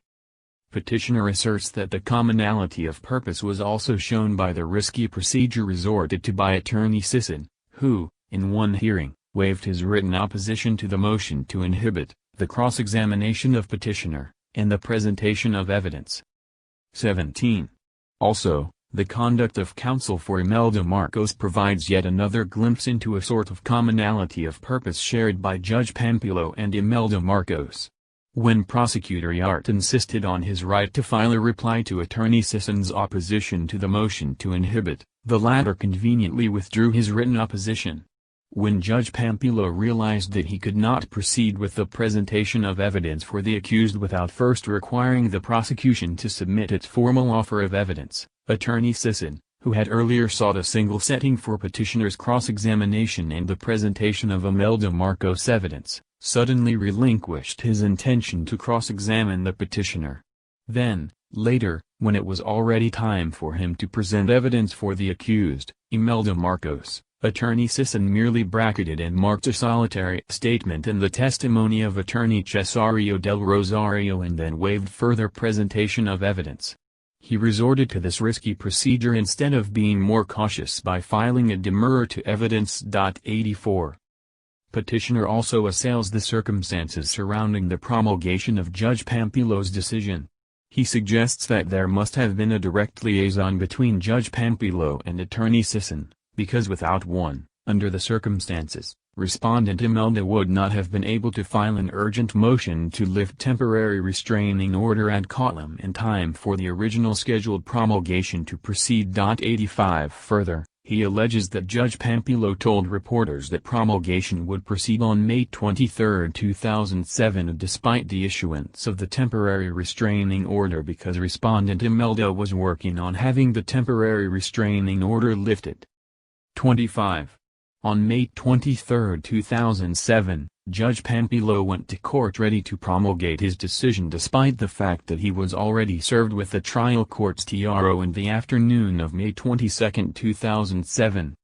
When Judge O was approached by news reporters if the promulgation would push through, Judge Pampillo answered in the affirmative since Imelda Marcos is supposedly working out a way to have the TRO lifted, obviously referring to Imelda Marcos' motion to lift TRO dated May 23, 2007. When no order from the Court of Appeals came, Judge Pampillo asked the reporters to come back by 2 p.m. of that same day, since according to him, by that time, Imelda Marcos might be able to secure the lifting of the TRO. Having failed in his expectations, Judge Pampillo rescheduled the promulgation of judgment to May 30, 2007 as may be gleaned from page 43 of his decision. He just would not give up in his attempts to grant Imelda Marcos an early acquittal despite orders from the Court of Appeals. How can such a conduct be explained? 26. Then, finally, as mentioned earlier, Judge Pampilo did not even await final resolution of the instant case when he promulgated on March 10, 2008 his judgment of acquittal. Again, consistent with the rules of court, it must be stressed that petitioner was permitted to file and had in fact filed his motion for reconsideration of the Court of Appeals February 28, 2008 decision. Therefore, the February 28, 2008 decision is not yet final. As such, the writ of preliminary injunction issued by the Court of Appeals is still effective because the Court of Appeals' July 20, 2007 resolution clearly states that the writ of preliminary injunction shall subsist pending final resolution of the present petition or unless a contrary order is hereafter issued by this court. Judge Pampilo's apparent fervor to exculpate Imelda Marcos even in violation of the Court of Appeals injunction is only consistent with something glaringly obvious from the very beginning: his bias and partiality. 86. Petitioner further argues that Judge Pampilo acted with grave abuse of discretion for promulgating his decision in violation of a subsisting injunction. 87 and for abruptly terminating petitioner's testimony. 88 He insists that his testimony would have been sufficient to render admissible the documents which Judge Pampilo found inadmissible as evidence. 89. Respondent Imelda argues that the petition should be dismissed for raising questions of fact. Further, the undisputed facts on record constitute sufficient justification for Judge Pampilo's decision to terminate the prosecution's presentation of evidence. 90. This court resolves the following issues. First, whether or not the petition should be dismissed for raising questions of fact. Second, whether or not the Regional Trial Court May 28, 2007 a decision acquitting respondent Imelda R. Marcos was issued in violation of a subsisting injunction, and finally, whether or not the records show that Judge Silvino T. Pampilo Jr. acted with bias in favor of respondent Imelda R. Marcos. This court denies the petition. I. A petition for review on certiorari under Rule 45 shall only pertain to questions of law. Further, the rules of court mandate that petitions for review distinctly set forth the questions of law raised. 91. This petition for review on certiorari attributes the following errors to the Court of Appeals. A. The Court of Appeals committed reversible error by refusing to consider Judge Pampilo's demeanor and overeagerness to decide the criminal cases against Imelda Marcos intended to culminate in a judgment of acquittal, as clear evidence of grave abuse of discretion warranting the issuance of a writ of certiorari. B. The Court of Appeals committed reversible error by refusing to consider Judge Pampilo's flagrant violation of a subsisting writ of preliminary injunction and, ultimately, the prosecution's constitutional right to due process. 92. Essentially, petitioner takes issue with how the Court of Appeals interpreted the acts of Judge Pampilo and found no manifest partiality, which are clearly not questions of law. He did not even attempt to frame the issues as questions of law. By claiming that Judge Pampilo violated a writ of injunction, petitioner attempts to cloak the second alleged error with some semblance of being a question of law. However, petitioner does not provide any legal basis or coherent legal argument to support the claim that a writ of injunction was violated, and this claim is totally specious. Although this court may, in exceptional cases, delve into questions of fact, these exceptions must be alleged, substantiated, and proved by the parties before this court may evaluate and review facts of the case. 93 Petitioner having failed to establish the basis for this court to evaluate and review the facts in this case, the petition may be dismissed on this ground. 2.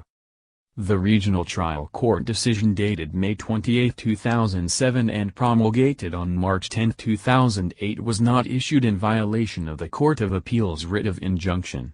When this Regional Trial Court decision was promulgated, the writ of injunction had already been dissolved. As stated by the Court of Appeals in its November 24, 2008 resolution, the denial of the petition for certiorari carried with it the dissolution of the writ of injunction. 94. Petitioner makes much ado of the fact that the text of the injunction stated that it subsisted pending final resolution of the petition, ignoring the rest of the text which provided that it would be dissolved if a contrary order was issued by the Court of Appeals. 95 Indeed, The Court of Appeals, in its November 24, 2008 resolution, resolved this issue, stating, "It should also be considered that at the time of the rendition of the said RTC decision, the decision of this court denying the petition for certiorari had already been issued. Although the said decision itself did not expressly provide for the dissolution of the writ of injunction, the same is deemed carried with the dismissal of the petition for certiorari. 96. In other words, the Court of Appeals' decision denying the petition for certiorari carried with it a contrary order dissolving the injunction. Petitioner fails to address this point and does not show how it is an error of law. Thus, the argument that a subsisting injunction was violated is clearly frivolous, if not misleading, and intended only to make it appear as though the petition has some semblance of basis. 3. Whether or not to voluntarily inhibit from hearing a case is a matter within the judge's discretion.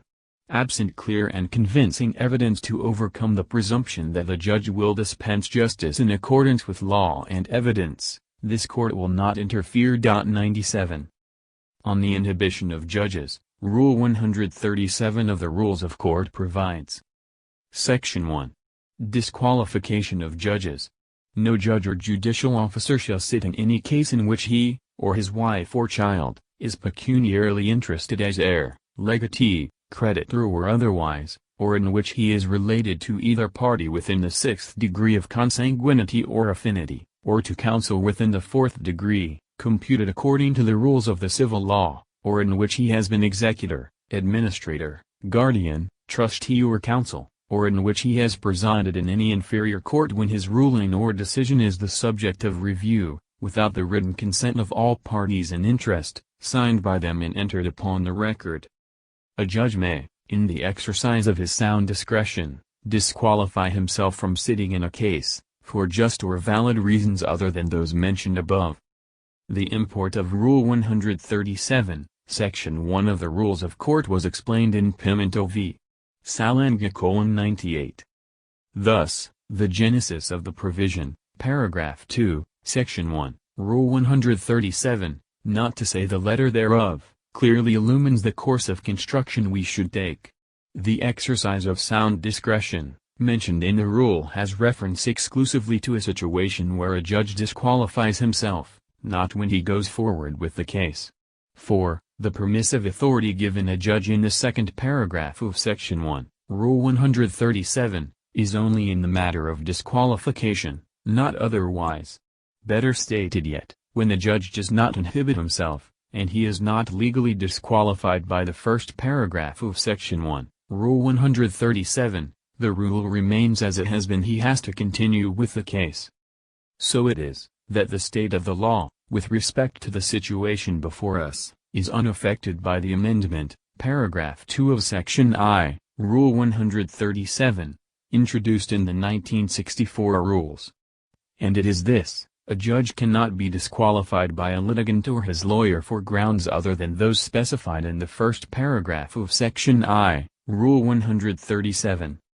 This is not to say that all avenues of relief are closed to a party properly aggrieved. If a litigant is denied a fair and impartial trial, induced by the judge's bias or prejudice, we will not hesitate to order a new trial, if necessary, in the interest of justice. Such was the view taken by this court in Diaz v. Torres, 57 Phil. 897, 900-904.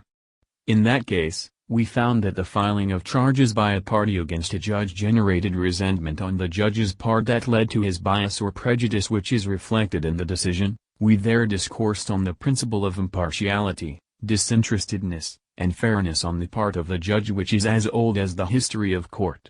We followed this with the pronouncement that, upon the circumstances obtaining, we did not feel assured that the trial judge's findings were not influenced by bias or prejudice. Accordingly, we set aside the judgment and directed a new trial. Efforts to attain fair, just and impartial trial and decision, have a natural and alluring appeal.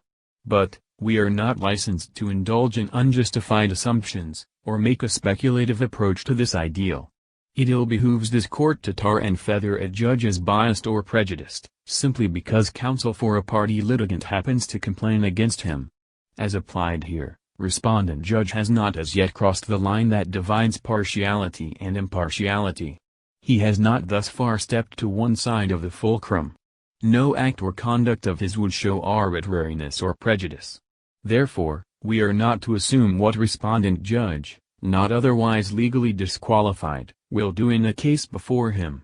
We have had occasion to rule in a criminal case that a charge made before trial that a party will not be given a fair, impartial and just hearing is premature. Prejudice is not to be presumed, especially if weighed against a judge's legal obligation under his oath to administer justice, without respect to person and do equal right to the poor and the rich. To disqualify or not to disqualify himself then, as far as respondent judge is concerned, is a matter of conscience. All the foregoing notwithstanding, this should be a good occasion as any to draw attention of all judges to appropriate guidelines in a situation where their capacity to try and decide a case fairly and judiciously comes to the force by way of challenge from any one of the parties. A judge may not be legally prohibited from sitting in a litigation. But when suggestion is made of record that he might be induced to act in favor of one party or with bias or prejudice against a litigant arising out of circumstances reasonably capable of inciting such a state of mind, he should conduct a careful self-examination. He should exercise his discretion in a way that the people's faith in the courts of justice is not impaired. A salutary norm is that he reflect on the probability that a losing party might nurture at the back of his mind the thought that the judge had unmeritoriously tilted the scales of justice against him. That passion on the part of a judge may be generated because of serious charges of misconduct against him by a suitor or his counsel, is not altogether remote. He should, therefore, exercise great care and caution before making up his mind to act in or withdraw from a suit where that party or counsel is involved. He could in good grace inhibit himself where the case could be heard by another judge and where no appreciable prejudice would be occasioned to others involved therein. On the result of his decision to sit or not to sit may depend to a great extent the all-important confidence in the impartiality of the judiciary. If after reflection he should resolve to voluntarily desist from sitting in a case where his motives or fairness might be seriously impugned, his action is to be interpreted as giving meaning and substances to the second paragraph of Section 1, Rule 137. He serves the cause of the law who forestalls miscarriage of justice. 99, emphasis in the original. Thus, since the second paragraph of Rule 137, Section 1 was introduced, this court has periodically repeated that it shall always presume that a judge will decide on the merits of the case without bias. Allowing a judge to inhibit without concrete proof of personal interest or any showing that his bias stems from an extrajudicial source will open the floodgates to abuse. 100. No concrete proof of Judge Pampilo's personal interest in the case was presented. There was no showing that his bias stems from an extrajudicial source. Not only that, but none of his acts, as shown on the record, was characterized by any error. Petitioner finds fault in the scheduling of his testimony but fails to show how it was irregular. He characterizes the scheduling as news-tightening, for being scheduled on unreasonably proximate dates. 101 Far from the scheduling being evidence of partiality, it was aligned with this court's rules on expeditious disposition of cases and the mandatory continuous trial system. Supreme Court Administrative Circular No. 390 requires all trial courts to adopt the mandatory continuous trial system pursuant to Administrative Circular No. 4 and Circular No. 189. On trials for civil and criminal cases, Supreme Court Circular No. 189 provides, in Part 2. Trial, civil, criminal. 4. The issuance and services of subpoenas shall be done in accordance with Administrative Circular No. 4 dated September 22, 1988. 5. A strict policy on postponements shall be observed. 6. The judge shall conduct the trial with utmost dispatch, with judicious exercise of the court's power to control the trial to avoid delay. 7. The trial shall be terminated within 90 days from initial hearing. Appropriate disciplinary sanctions may be imposed on the judge and the lawyers for failure to comply with this requirement due to causes attributable to them. 8. Each party is bound to complete the presentation of his evidence within the trial dates assigned to him. After the lapse of said dates, the party is deemed to have completed his evidence presentation. However, upon verified motion based on serious reasons, the judge may allow a party additional trial dates in the afternoon, provided that said extension will not go beyond the 3-month limit computed from the first trial date. Thus, the dates provided for petitioner's testimony were in accordance with the rules and guidelines issued by this court. Petitioner also claims that Judge Pampilo could have accommodated the prosecution's requests for postponement, but he did not. However, Judge Pampilo's reluctance in sanctioning further delays and in denying motions to postpone hearings was also in accordance with the rules on the expeditious resolution of cases. This court cannot assume bias or arbitrariness based on the denial of requests of postponement. 102. There was nothing remarkable about the denial of the motion to inhibit. It was not hasty, and whether to deny it orally in court is the prerogative of the judge, who could have decided it as soon as its factual basis had been clearly laid. 103 Further, counsel for the prosecution expressly agreed that the motion be submitted for resolution. 104. Petitioner's claims that Attorney Gallant acted as an adversary instead of co-counsel for Prosecutor Yart are outlandish. The transcript reveals that Attorney Gallant was nothing if not courteous to Prosecutor Yart. Petitioner also avers that Prosecutor Yart had to walk out of the hearing because of the concerted action taken against him. 105 However, the transcript shows that he asked permission from Judge Pampilo to allow him to pick up his daughter in Makati. 106 This incident was not the first questionable act taken by Prosecutor Yart, as it appears that he chose to attend an event in Boracay instead of the April 11, 2007 hearing, despite the denial of his motion to cancel it. In no way can these actions be attributed to bias on the part of Judge Pampilo. Petitioner Chavez believes that Respondent Imelda would not have been acquitted had he been allowed to testify. However, Judge Pampilo did not even have to decide on whether to allow Petitioner Chavez to continue his testimony because both parties agreed that his testimony would be terminated during the April 24, 2007 hearing. Attorney Sisson: Your Honor, the incident today is supposed to be continuation of direct examination of the witness for the prosecution, and I don't see him around, Your Honor, despite that he should be present for today's hearing. Court: That is why I show you the letter coming from the former Solicitor General, the reason behind why he did not attend in today's hearing. Attorney Sisson: Yes, Your Honor, as I said also, the witness is too presumptuous that the motion to inhibit will not be resolved immediately, Your Honor, so in view of that, we will move that the testimonial evidence given by the said witness be stricken off the record. Of the order of this honorable court dated April 11. Attorney Gallant: Your Honor, it is too much on the part of the defense counsel to move for the striking out of the testimony of the said witness. As I have said, the issues are simple.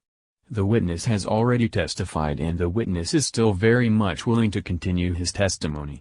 Your Honor, to continue testifying on those three affidavits with all those annexes, rather than strike the testimonies of the witness from the records of this case, which would amount, Your Honor, to issue of technicality not favored by jurisprudential authorities, I would like to challenge the defense counsel to allow us, Your Honor, to have those testimonies stay on the record and on the contents of those three affidavits as well as those annexes, at least as to the existence, Your Honor, and allow the prosecution to wind up, Your Honor, their evidence by filing the complete formal offer of exhibits. In that way, Your Honor, any technicality will be avoided. Attorney Sisson: Your Honor, I said that if only to give teeth to the order of the Honorable Court last April 11, in any event, Your Honor, this representation has maintained as early as 5 months ago that he is willing to stipulate, Your Honor, on the existence of the affidavits of Attorney Chavez as well as the existence of the newspaper clippings, but not as to the truth and veracity thereof, Your Honor. Attorney Gallant: Including annexes of those three affidavits, I would like to call the attention of this honorable court that Prosecutor Sulit is around, and now if the position of the defense counsel would be to stipulate on the existence of these documents, then we will be willing enough to wind up our presentation of evidence and submit the formal offer of evidence. Attorney Gallant: The pending motion to strike out seems to have been superseded, Your Honor, by the defense counsel himself when he entered into stipulation regarding the existence of these documents, Your Honor, whom those annexes and the affidavit of Frank Chavez, and as a matter of fact without waiving the stipulations made by the defense counsel, the Sandigan prosecutor Wendell Barreras Sulit is showing Your Honor to the defense counsel the original of those documents. Court.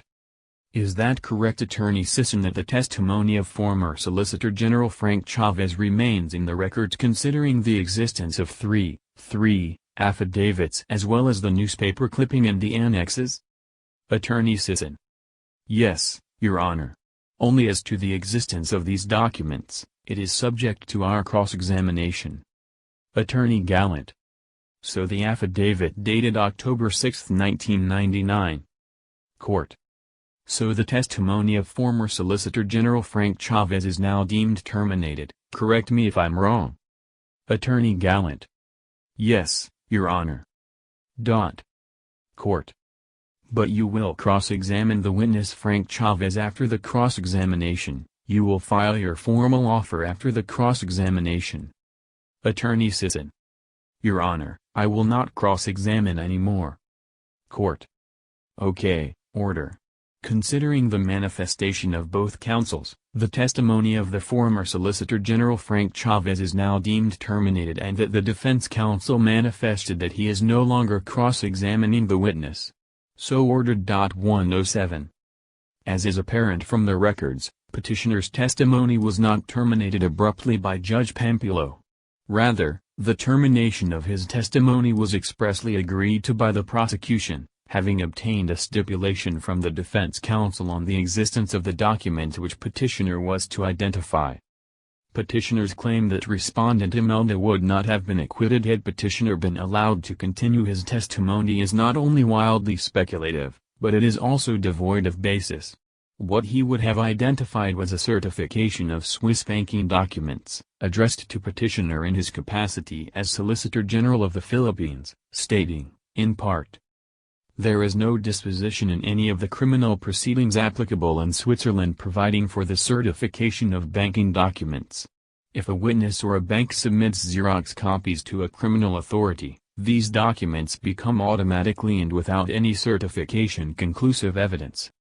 In legal assistance proceedings, the acts of investigation are performed according to the applicable law of the requested state, in casu of Switzerland. In international legal assistance proceedings, the requesting state usually recognizes the evidence collected according to the dispositions of the law of the requested state. Art. 92 of the Federal Law on International Legal Assistance in Criminal Matters of March 20, 1981, EIMP, indicates that all the acts of investigation performed by the authorities of a foreign state according to its law have the same value in the proceeding as the corresponding Swiss acts of investigation. We know that especially in Anglo-Saxon law countries there are very strict rules concerning the formal constitution of conclusive evidence. Art. 65 lit. BIMP therefore provides that in order to permit the formal admission of other evidence, especially of documents, the express desiderata of the requesting authority must be considered. In the treaty between the Confederation of Switzerland and the United States of American Mutual Legal Assistance in Criminal Matters of May 25, 1973, the certification of documents is specifically provided for. Practically, this certification is in the form of two certificates. Through the Certificate of Authenticity of Business Records, the holder of the document certifies their authenticity. The competent examining magistrate issues the certificate of the Swiss authority executing request for documents to attest that he checked himself the documents and is convinced that they are genuine, authenticated and certified true copies. The American courts admit without further formally